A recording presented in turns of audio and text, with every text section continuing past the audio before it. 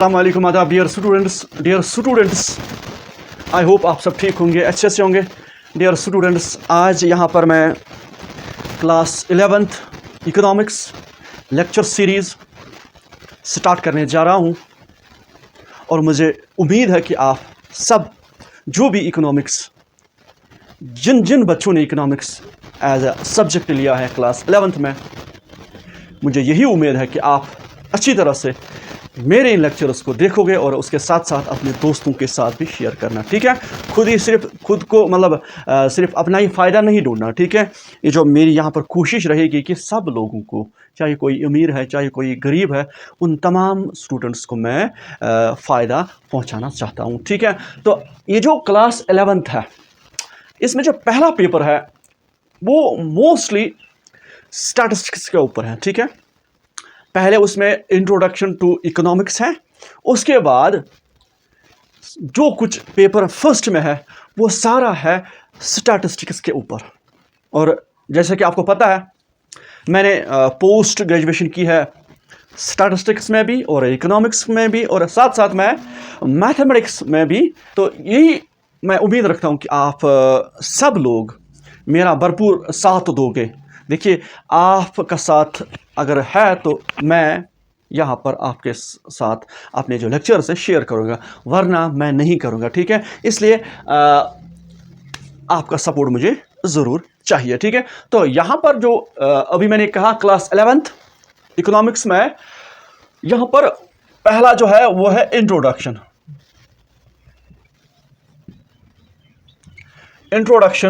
To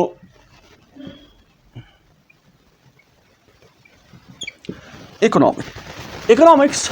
थोड़ा बहुत आपने क्लास 10th में भी थोड़ा सा तो कंसेप्ट होगा आपको, लेकिन फिर भी ये सब्जेक्ट क्लास 11th में आपके लिए नया है, ठीक है।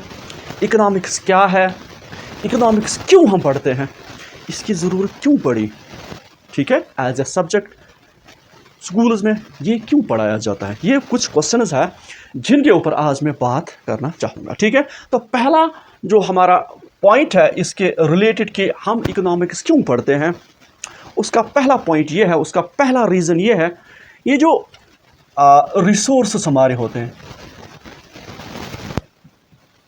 रिसोर्सेस आर स्कार्स या स्कैर्सिटी ऑफ रिसोर्सेस, पहला पॉइंट। उसके बाद दूसरा मैं इसके बाद करूँगा। ये जो रिसोर्सेज आर स्कार्स या स्कैर्सिटी ऑफ रिसोर्सेज, इसका क्या मतलब है। देखिए, ये जो हमारे पास अवेलेबल रिसोर्सेज है वो किल्लत में है, वो कम है as compared to our needs, our desires, ठीक है। जितना हम डिज़ायर करते हैं, जितनी हमारी नीड है, लेकिन अवेलेबल रिसोर्स जैसे बहुत सारे रिसोर्स हैं, नेचुरल गैस है, ऑयल है, लैंड, अवेलेबल लैंड है, फर्टाइल लैंड, ये सारा जो है ये इसमें स्कार्सिटी है, ठीक है। ये काफ़ी नहीं है जो हमारी नीड्स को, हमारी डिज़ायर्स को फुलफ़िल करें, ठीक है। तो ये जो रिसोर्सेज है ये हमेशा इसमें किल्लत होती है।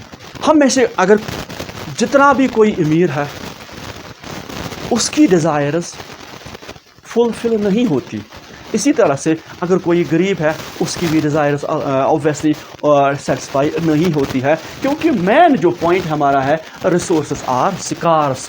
ये जो हमारे अवेलेबल रिसोर्सेज हैं, नेचुरल रिसोर्सेज हैं, बाकी रिसोर्सेज हैं, ह्यूमन रिसोर्सेज हैं, वो हमेशा किल्लत में रहते हैं। दूसरा पॉइंट, हम इकोनॉमिक्स क्यों पढ़ते हैं, उसकी वजह यह है कि ये जो अवेलेबल रिसोर्सेज हैं हैव अल्टरनेट यूज़। हमारे पास जो लैंड है, हमारे पास जो बाकी रिसोर्सेज है, इनका अल्टरनेट यूज़ भी किया जाता है। वो कैसे, अगर हम इंडिविजुअल लेवल पर बात करें, दैट मीन्स एक फार्मर जो होता है अपने लैंड पर राइस कल्टिवेट कर सकता है, ठीक है। इसी तरह से वीट कर सकता है या शुगर केन कल्टिवेट कर सकता है ताकि उसकी इनकम मैक्सिमाइज हो जाए, ठीक है। अगर हम बात करें, ये तो हो गया, इसको हम बोलेंगे माइक्रो लेवल पर। माइक्रो मीन्स स्मॉल लेवल पर, ठीक है। माइक्रो और मैक्रो ये हम बाद में पढ़ेंगे, ठीक है। फिलहाल यहाँ पर ये जो रिसोर्सेज हैव अल्टरनेट यूज, ये भी एक इकोनॉमिक प्रॉब्लम है कि ये जो एक फार्मर है, ये जो लैंड इसका है, इसको कौन सा वो वे यूज़ करना है, किस तरह से, क्या इसको राइस कल्टिवेट करना चाहिए या इसको वीट कल्टिवेट करना चाहिए या इसको शुगर केन कल्टिवेट करना चाहिए, ताकि इसका जो प्रॉफिट है वो मैक्सिमाइज हो जाए, इसका जो वेलफेयर है, इसका जो लिविंग स्टैंडर्ड है वो इंक्रीज़ हो जाए, वो अप हो जाए। वो कैसे हमें पता चलेगा, वो इस फार्मर को कैसे पता चलेगा, जब हम मार्केट में जाते हैं, वो एक अलग टॉपिक है। यहाँ पर पहले मैं यही कह रहा हूँ कि रिसोर्सेज जो हमारे पास है, इनका अल्टरनेट यूज़ होता है। अब ये इनका जो यूज़ किस तरह से हम करें इन रिलेशन टू मार्केट, यहाँ पर मैंने अभी कहा राइस भी कौन सा इसको प्रॉफिट दे, राइस इसको प्रॉफिट देगा, वीट इसको प्रॉफिट देगा, ये सारा कुछ हम पढ़ते हैं।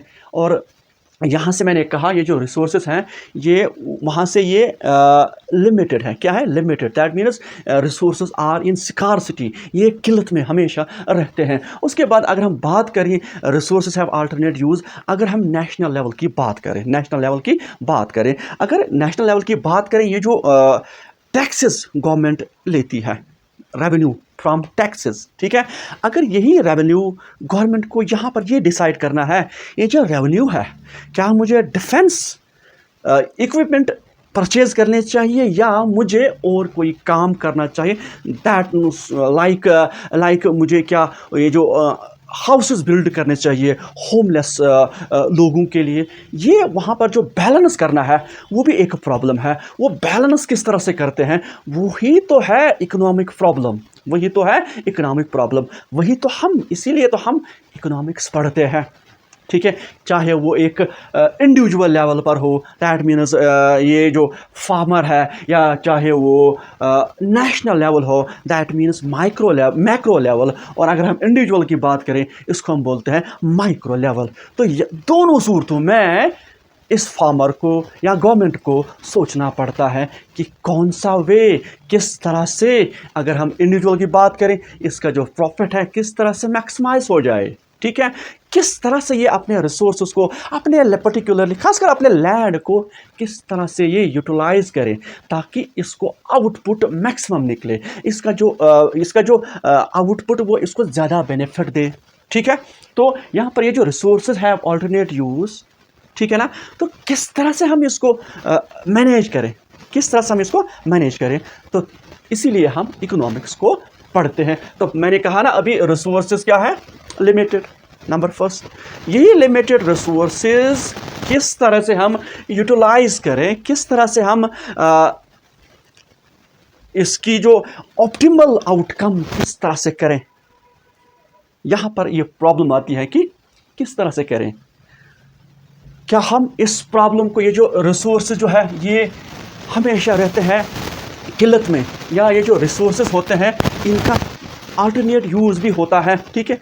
क्या इन दो प्रॉब्लमों को हम सॉल्व कर सकते हैं? 100% नहीं कर सकते। हम इन प्रॉब्लम्स को सॉल्व नहीं कर सकते, बट हम मैनेज कर सकते हैं, ठीक है। ये जो मैनेज का वर्ड मैंने यूज़ किया कि जिस तरह से ये हम वो कौन सा रास्ता इख्तियार करें जिससे हमारा प्रॉफिट या हमारा सोशल वेलफेयर ऑप्टिमल पोजीशन पर आ जाए, ठीक है। तो यहाँ पर ये जो इकोनॉमिक्स है हमें यही सिखाता है। इकोनॉमिक्स यही दो जो प्रॉब्लम्स है इनको स्टडी करता है, रीड आउट करता है। सॉल्व तो नहीं होगा, मैंने कहा 100% सॉल्व नहीं होगा। अगर 100% सॉल्व होता तब दुनिया में कोई गरीब नहीं रहता। इवन अमेरिका में भी गरीबी है, फिर वहाँ पर इतनी जो प्रोग्रेस है, उधर डेवलप्ड कंट्री है, स्टिल देयर आर पुअर्स, ठीक है। तो ये जो प्रॉब्लम, यही प्रॉब्लम है कि number first, resources are scarce, resource हमेशा किल्लत में रहते हैं, और ये जो रिसोर्सेज होते हैं इनका अल्टरनेट यूज़ होता है, वो किस तरह से हम जुडिशियस वे इस्तेमाल करें ताकि यहाँ से ऑप्टिमल रिजल्ट मिले, तो उसी को हम कहते हैं इकोनॉमिक्स। ठीक है, तो यहाँ पर रैशनल मैनेजमेंट करना है, rational management.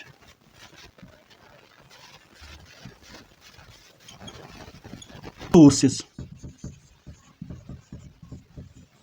And the resources having alternate use, इनको आप मैनेज कर सकते हो। ठीक है, मैनेज किस तरह से करना है, जिसमें ये जो individual farmer, for example individual level पर हम कहेंगे, हम एग्जांपल लेंगे फार्मर की, उसको मैक्सिमम सेटिस्फैक्शन किस तरह से मिल जाए, वो किस तरह से सेटिस्फाई हो जाए थ्रू कंजप्शन। जब वो कोई चीज़ कंज्यूम करता है तो उसको मैक्सिमम सेटिस्फैक्शन मिलनी चाहिए।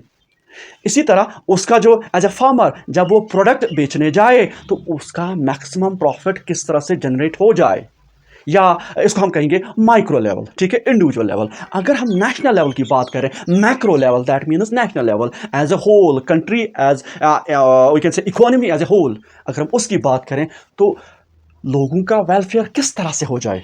ठीक है, इकोनॉमिक्स यही हमें सिखाता है कि मैनेज करना, rational management of scarce resource and the resources that have alternate uses. ठीक है, तो किस तरह से आप मैनेज करोगे वही हमें सिखाता है, जिसमें एक आम आदमी को मैक्सिमम सेटिस्फैक्शन मिल जाए, मैक्सिमम प्रॉफिट मिल जाए, और नेशनल लेवल पर किस तरह से सोशल वेलफेयर लोगों का हो जाए। ठीक है, क्योंकि ये जो गवर्नमेंट का मेन मकसद क्या होता है, प्रॉफिट जनरेट तो अलग बात है, गवर्नमेंट जो कोई भी इस्टेब्लिश्ड गवर्नमेंट होती है, मेन मकसद होता है कि social welfare of the society, of the country, of the nation as a whole. और यही कि economics is a branch in which we study how to manage scarce resources and the resources that have alternate use, so that at individual level, the like consumer, his satisfaction is maximum, optimum, and as well as his profit is maximum, and at the national level, macro level, how social welfare is generated. ठीक है, तो I hope आपको ये सारा समझ आया होगा। अगला लेक्चर हम देंगे वो होगा scope and importance of economics, और उसके बाद मैंने कहा अभी कि ये जो क्लास 11th का जो पेपर ए इकोनॉमिक्स है वो मोस्ट स्टैटिस्टिक्स के ऊपर है। ठीक है, अल्लाह हाफ़िज़, अस्सलाम वालेकुम।